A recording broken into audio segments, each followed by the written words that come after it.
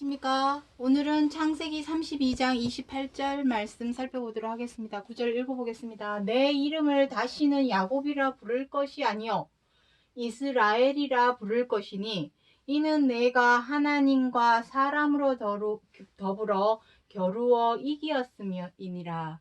자, 오늘 이 창세기 32장 28절 말씀 중에서 야곱에 대해서 야곱과 이스라엘에 대해서 살펴보도록 하겠습니다.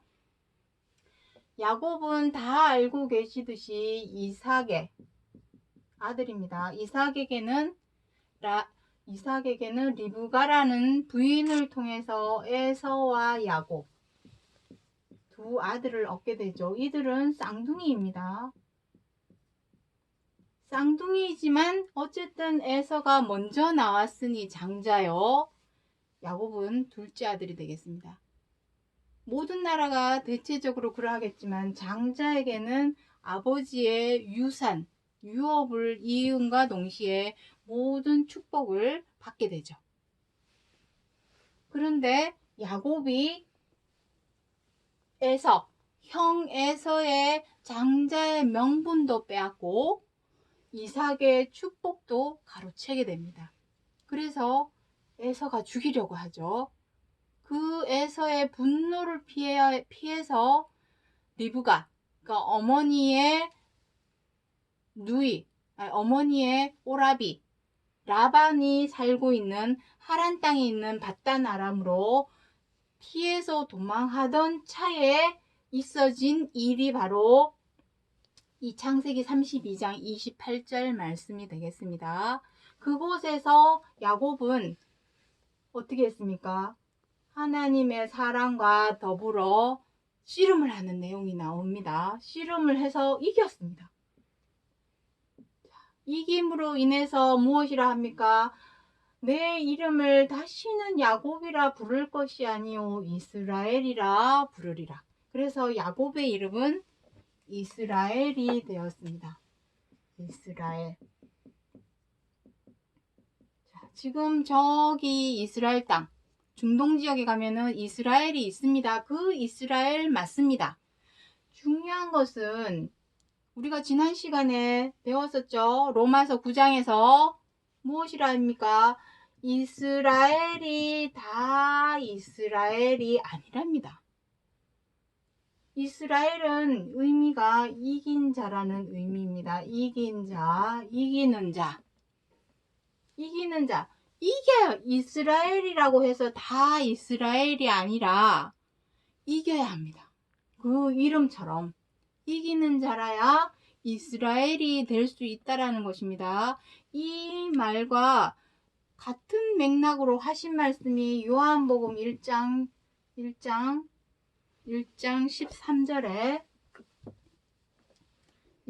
13절에 무엇이라고 합니까? 혈통으로도 안 되고 육정으로도 안 되고 사람의 뜻으로도 안 되고 뜻도 안 되고 오직 하나님께로 난 자.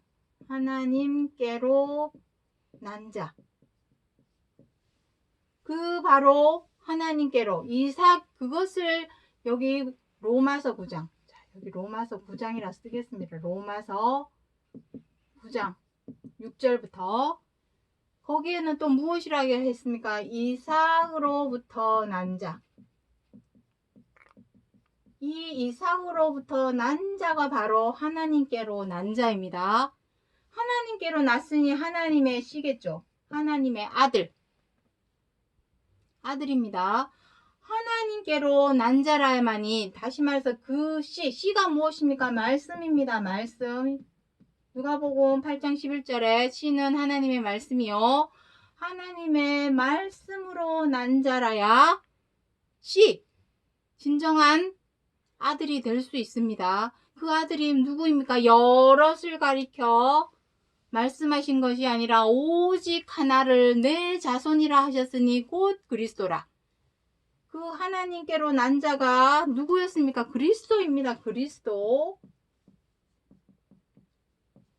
그 그리스도가 바로 이스라엘입니다.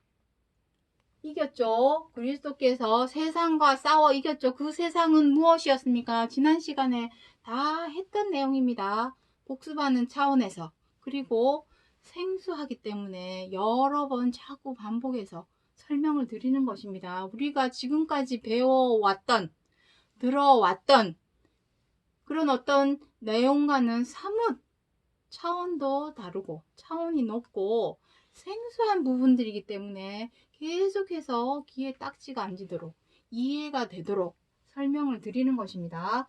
난자. 그러면은 여기서 혈통은 무엇입니까? 자, 요 부분, 요거는 짚고 넘어가야 되겠죠. 왜냐면 우리가 지금까지 해온 것이기 때문에. 혈통은 무엇입니까? 물론 족보나 계보, 아브라함의 자손이라고 다 이스라엘이 되는 거 아닙니다. 우리가 왜 오늘 이 시간 이스라엘 요것에 대해서 살펴보냐면 이것은 역사적으로만 끝난 사건이 아니기 때문이죠. 그리스도가 두 번째 다시 오신다는 시점, 계시록에 다시 이스라엘이 등장합니다. 여기 다시 이스라엘이 등장하고 있기 때문에 오늘날 이 이스라엘의 차명상, 이긴 자의 차명상, 온전한 차명상, 부분적으로 알아왔던 내가 이스라엘, 나 이스라엘 백성이야, 나 아브라함의 자손이야, 나 모태신앙이야, 나 20년 믿었어, 나 30년 믿었어, 나 장로야, 오래 믿고 몇 년 오래 믿고 처음부터 믿고 모태신앙 다 의미가 없습니다. 하나님께로서 난 자가 아니라면 다 의미가 없습니다. 혈통 무엇입니까? 족보 계보도 맞습니다. 하지만 우리가 따지는 혈통은 무엇입니까? 학연, 지연, 세습, 이러한 것이 혈통입니다. 육정은 무엇입니까? 학연, 지연, 세습 앞세워서 줄 세우고 뒤 봐주고 눈 감아주는 것들, 이러한 것이 육정입니다. 사람의 뜻은 무엇입니까? 사람이 안수하고 축복한다고 해서 그 사람이 하나님의 씨가 됩니까? 하나님께로 난 자 이스라엘이 되는 것입니까? 절대로 아닙니다. 씨는 말씀입니다. 말씀. 어떤 말씀? 중요한 것은 그것이죠. 성경 66권이 다 하나님의 말씀인데 어떤 말씀이냐가 가장 중요하죠. 말씀의 핵심 키워드. 하나님께서 처음부터 전하신 소식. 요한일서 3장 11절부터 15절에 처음부터 전하신 소식. 사복음서에서 한결같이 말씀하신 최고한 계명, 그리고 로마서에서 말씀하시는 완전한 율법 대로 지켜 행하는 자라야 하나님께로 난 자가 되는 것입니다. 자, 이제 구체적으로 이스라엘이라 우리가 불려져야만이 이스라엘이 될 수 있는 것입니다. 내가 이스라엘 자손이야, 아브라함의 자손이야, 나 모태신앙이야, 백날 천날 외쳐봐야 소용없습니다. 입술로, 혀로 외치고 부르짖는 거 누가 못합니까? 말로 되는 것이 아니라, 말로 떠들고 말로 외친다고 해서 되는 것이 아니라 행하여야 되는 것입니다. 무엇을 행하느냐, 무엇을 행해야 하느냐, 그것이 핵심 키워드입니다. 자, 이제 계시록 21장 10절에 가보도록 하겠습니다. 성령으로 나를 데리고 크고 높은 산으로 올라가 하나님께로부터 하늘에서 내려오는 거룩한 성 예루살렘을 보이니 그 문들 위에 이름을 썼으니 12자손 12지파의 이름들이라. 이스라엘이 등장하고 있죠. 이것이 이스라엘의 차명상입니다. 이스라엘이 되도록 누구든지 노력을 해야 된다는 것입니다. 우리가 이제 다음 시간에 엘렐로헤 하나님, 엘렐로헤 하나님, 엘렐로헤 이스라엘이라고 기록을 하고 있습니다. 자, 엘렐로헤 이스라엘이 무슨 의미입니까? 이스라엘의 하나님이라는 의미입니다. 이스라엘의 하나님. 우리가 하나님, 하나님, 주여, 주여 부르짖고 외치지만 그 앞에 생략된 말이 있습니다. 하나님은 이스라엘의 하나님이십니다. 이스라엘의 하나님. 내가 진정 하나님의 백성이 될 수 있고 자녀가 될 수 있고 성도가 될 수 있고 하나님의 아들이 되기 위해서는 이스라엘이 되어야 합니다. 다시 말해서 창세기 32장 28절에서 야곱의 이름을 다시는 야곱이라 부르지 않고 이스라엘이라 부를 것이니 한 것은 역사적인 사실을 말하고자 함이 아니라 부를 것이니 하시는 약속의 말씀입니다. 이스라엘이라 불려져야만이 진정 하나님이라 부를 수 있고 하나님의 친백성으로서 하나님의 자녀여 성도여 아들이 될 수 있다라는 것입니다. 그 이스라엘이 있는 곳이 어디입니까? 계시록 21장. 성령으로 나를 데리고 크고 높은 산 어디입니까? 크고 높은 산. 계시록에서 크고 높은 산은 계시록 14장에서 등장하고 있는 시온산밖에 없습니다. 산에 대해서는 이미 지난 시간에 여러 차례 설명을 드렸습니다. 에덴 동산, 노아 때의 아라랏산, 아브라함 때의 모리아산, 모세 때의 시내산, 2000년 전 예수 그리스도 때의 감람산, 오늘날에는 시온산. 에덴 동산이 바로 시온산입니다. 자, 그 산에 무엇이라고 합니까? 하나님께로부터 하늘에서 내려오는 거룩한 성 예루살렘. 자, 거룩한 성 예루살렘. 자, 구름이죠, 구름. 이것을 에스겔 1장에서는 구름이라 표현하고 있습니다. 구름이라는 말은 많이 나오죠. 사복음서에서도 많이 등장하고 있습니다. 어쨌든 구름입니다. 이 구름을 예루살렘 성이라 하고 있죠. 예루살렘 성. 자, 하나님의 보좌가 있고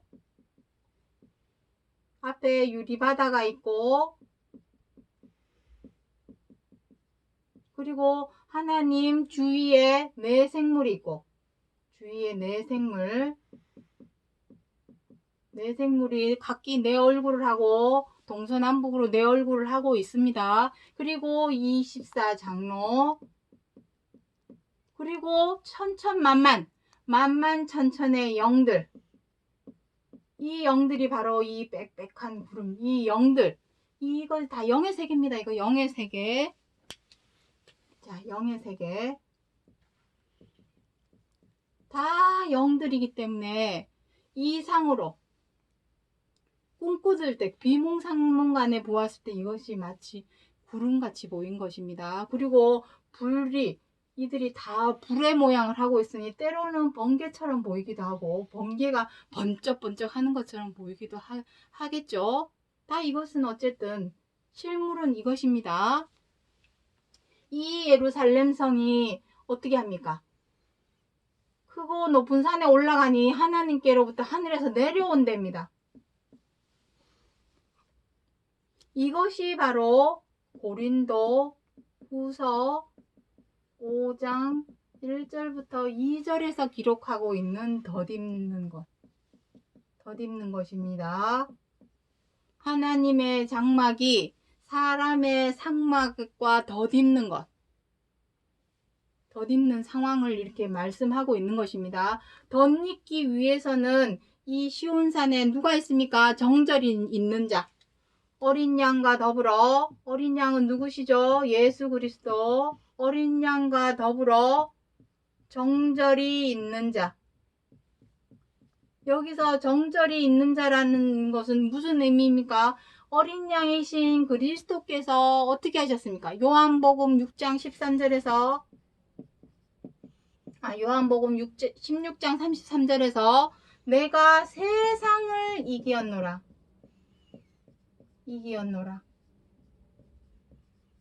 세상에 어떤 것들입니까? 악한 영들, 세상 주관자들, 정사와 권세와 어두움의 주관자들, 그러한 모든 것을 이기고 있는 이 어린 양, 그리고 정절이 있는 자라는 거. 정절은 무엇입니까?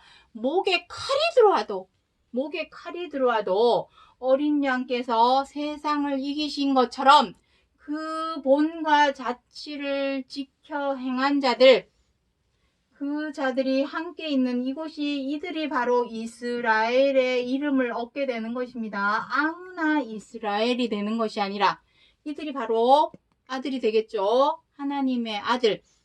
하나님의 아들이 되는 길은 오직 이기는 것입니다. 이겨야만이 아들이 될 수 있습니다. 무조건 하나님, 주여 주여, 오직 예수 외친다고 해서 하나님의 친백성이 되는 것이 아니라 이스라엘이라 불려져야만이, 이긴 자가 되어야만이 하나님의 친백성이 되어 진정한 하나님의 아들이 되겠습니다. 어린 양은 맏아들이죠.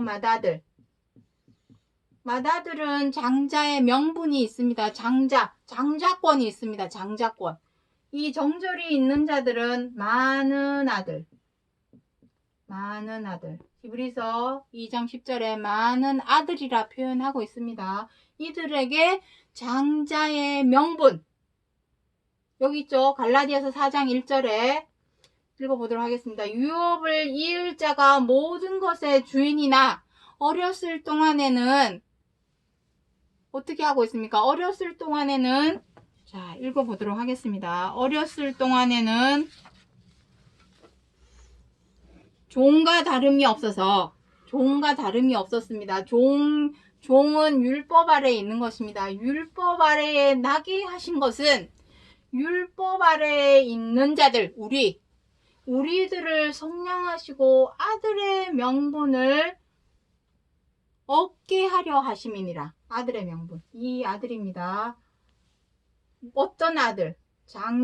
장자의 명분을 얻게 하시려고 그리스도께서 2000년 전에 이기는 방법, 이스라엘이 되는 방법을 몸소 실천하여 본보기로 보이신 것이 십자가의 고난이요, 십자가의 죽으심입니다. 유대인들은 다 하나님 이스라엘 자손이다, 아브라함의 자손이다라고 외쳤지만 어떻게 했습니까? 이스라엘이 되는 조건과 자격을 갖추었습니까? 아니죠. 미우면 미워하고, 마음에 안 들면 비방하고 때리고 침뱉고 못마땅하다고 함부로 대하고 업신여기고, 그리스도를 꼭 그리스도께서 하나님의 아들이라서가 아니라 사람을 대하여 밉다고 미워하고, 뜻대로 안 된다고 분노하고, 마음에 안 든다고 비방하고, 못마땅하다고 함부로 대하고 때리고 침뱉고 갑질하는 죄와 악을 행하면 되겠습니까? 그러한 사람은 악의 영들을 이긴 것이 아니라 죄와 악에 진 것이죠. 베드로후서 2장 9절에 무엇이랍니까? 베드로후서 2장 9절에 진자는 이긴 자의 종이 됨이니라. 죄와 악에 대하여 지면 종이 되는 것이죠. 이기는 자라야 어떻게 되겠습니까? 이스라엘이 되는 것입니다. 자, 이 말씀을 창세기 32장 28절에서 기록하신 것은, 이것은 약속의 말씀입니다. 하지만 이 약속이 그때 그 당시에 이루어진 것이 아니죠. 히브리서 11장 39절부터 40절에 이 사람들이 다 믿음으로 말미암아 증거를 받았으나 약속을 받지 못하였으니 우리가 아니면 저희로 온전함을 이루지 못하게 하려 하심이니라. 믿음의 선진들 많이 있습니다. 성경 66권을 기록한 사람들은 다 믿음의 선진들입니다. 하지만 그들은 다 어떻게 됐습니까? 지금 죽어서 이 세상에 없습니다. 왜?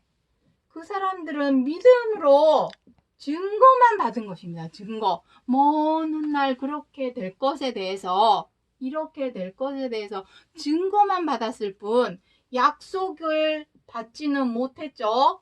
약속을 받지 못했다라는 것은 무엇입니까? 약속을 이루어진 것을 보지 못했다라는 것입니다. 다 죽었어. 이제 죽어서 세상에 흔적도 없이 사라졌습니다. 지금 살아서 믿고 있는 우리, 그리스도께서 두 번째 다시 오신다는 약속을 받은 우리가 아니면 저희로 온전함을 이루지 못하게 하려 하심이니라. 온전함을 이루기 위해서는 육신만 있어도 안 되고 영만 있어도 안 되고 이 영과 육이 한 몸을 이룰 때, 한 몸을 이룰 때에,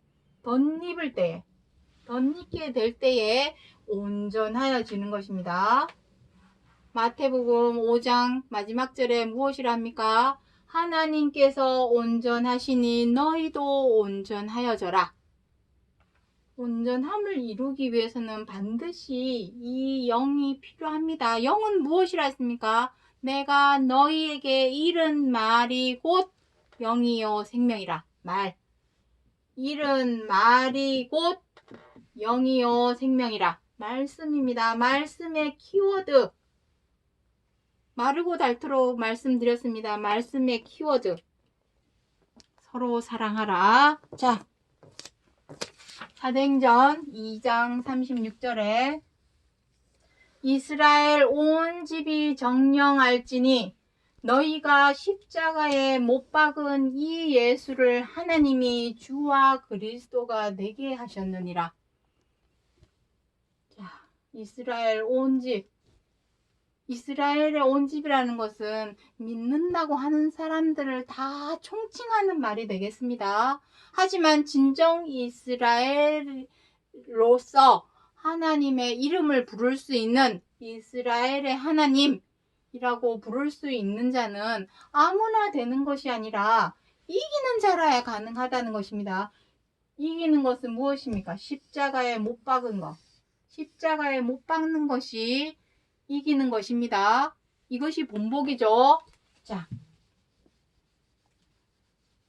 우리가 십자가에 못 박는다라는 것은 설명을 하도록 하겠습니다. 말씀의 키워드. 혈통으로나 육정으로나 사람의 뜻으로 되지 아니하고 오직 하나님의 뜻. 하나님의 뜻. 하나님의 뜻은 다 어디에 기록하고 있습니다? 말씀. 성경 66권. 하나님의 말씀 안에 다 기록을 하고 있습니다. 하나님의 뜻은. 하나님의 뜻이 무엇입니까? 그 말씀으로 나야만이 아들이 될 수가 있습니다. 하나님의 씨가 될 수 있습니다. 그 말씀의 핵심 키워드 뭐라 했습니까? 서로 사랑하라. 이거 서로 사랑하라 하시는 말씀 모르는 사람 누가 있습니까? 세상 사람, 하나님을 잘 몰라 안 믿고 못 믿는 사람도 이 사랑하라는 말 다 알고 있습니다. 중요한 것은 이것은 선택적으로 사랑이 두 가지죠. 선택적 사랑. 무조건 의무적 사랑. 두 가지입니다. 선택적 사랑은 무엇입니까? 내가 좋아하고 존경하고 마음에 들고 사랑하고 좋아하는 사람만 사랑하는 것. 그것이 선택적 사랑입니다. 하지만 그것은 사랑이라 말하면 안 되죠. 사람이라면 당연히 할 일이죠. 정말 사랑이라고 하는 것은 내가 마음에 안 들어도, 저 사람이 미워도, 못마땅해도, 언짢아도 그 그 사람의 입장과 처지를 헤아리고 이해하고 존중해서 배려하고 양보하고 관용하는 것이 진짜 사랑입니다.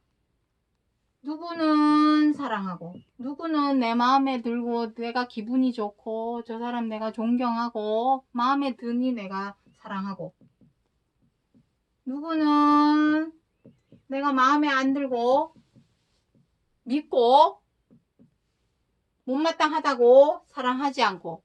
이것이 선택적 사랑입니다. 이거는 사랑이라 말을 할 수가 없죠. 우리가 말하는 성경 66권에서 말씀하시는 사랑은 이 의무적 사랑입니다. 이 의무적 사랑. 목에 칼이 들어와도 무조건 무슨 일이 있어도 무조건 무슨 일이 있어도 행할 수 있어야 사랑입니다. 사랑하기 위해서는 갖추어야 할 마음의 자세가 하나 있죠. 무엇입니까? 나보다 남을 낮게 여기는 마음.